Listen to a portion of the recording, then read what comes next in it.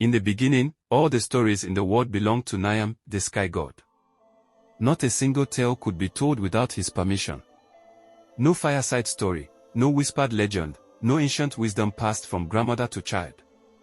Every story that had ever existed, every hero, every trickster, every lesson wrapped in wonder, sat locked away in a golden chest in the sky. And Nyame intended to keep it that way. One morning, a small spider climbed all the way up to the sky. His name was Anansi. He was not tall. He was not strong. He had no army, no wealth, no wings. He had only 8 nimble legs and a mind that never stopped spinning, much like his webs. "I have come to buy your stories," Anansi said to Nyame. The sky god looked down at the tiny spider and laughed. Around him, the sun and moon and stars seemed to chuckle too. "Many have come before you," Nyame said. "Kings with golden thrones. Warriors with armies of thousands. None could meet my price. What makes you think a spider can do what kings could not?" Anansi smiled, the quiet smile of someone who already knows how the story ends. "Tell me your price," he said simply. Nyame leaned forward, his voice dropping low. "Bring me 4 things," the sky god said. "Onini the python, who is longer than any river. Osibo the leopard, whose spots are made of darkness. Maboro the hornets, who carry lightning in their stings. And Moonjar the fairy, who no human eye has ever seen." Silence fell across the sky. Even the clouds seemed to hold their breath. "Done," said Anansi. And he climbed back down to earth. He caught Onini the python first. Anansi cut a long branch from a palm tree and walked to the river where the great python rested. "My wife and I had an argument," Anansi said casually. "She says you are shorter than this branch. I say she is wrong."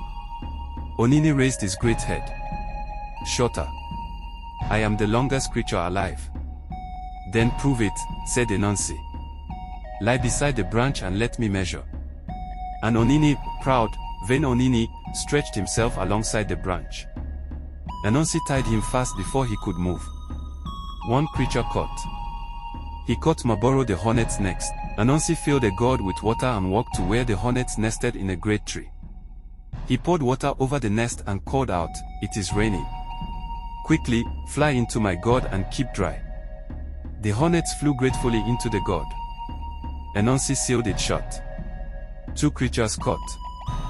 He caught Osibo the leopard next. Anansi dug a deep pit along the path where the leopard walked each night, and covered it with leaves. That night Osibo fell in. In the morning Anansi found him pacing at the bottom.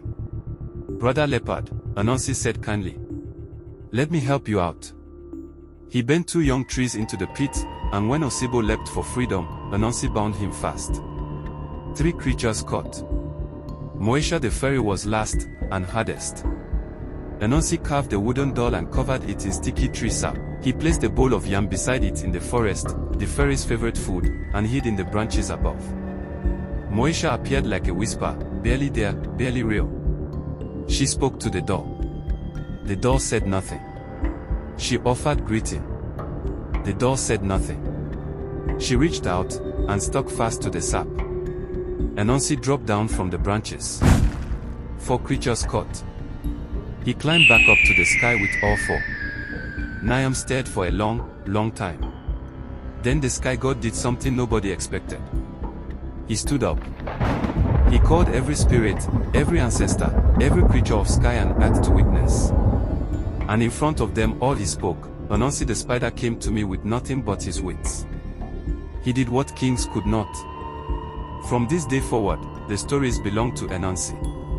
And that is why, to this day, we call them Anansism, spider stories. When you gather by firelight and someone begins to speak, when a tale reaches into your chest and pulls something warm and true out of you, that is Anansi's gift. He bought it with cleverness. He paid for it with courage. And he gave it to all of us. Onipa no ohia onipa. A person needs other people, no one succeeds alone. Moral, wisdom and wit will take you further than wealth or strength ever could. A Moonjar tale story. Ancient stories. Timeless wonder.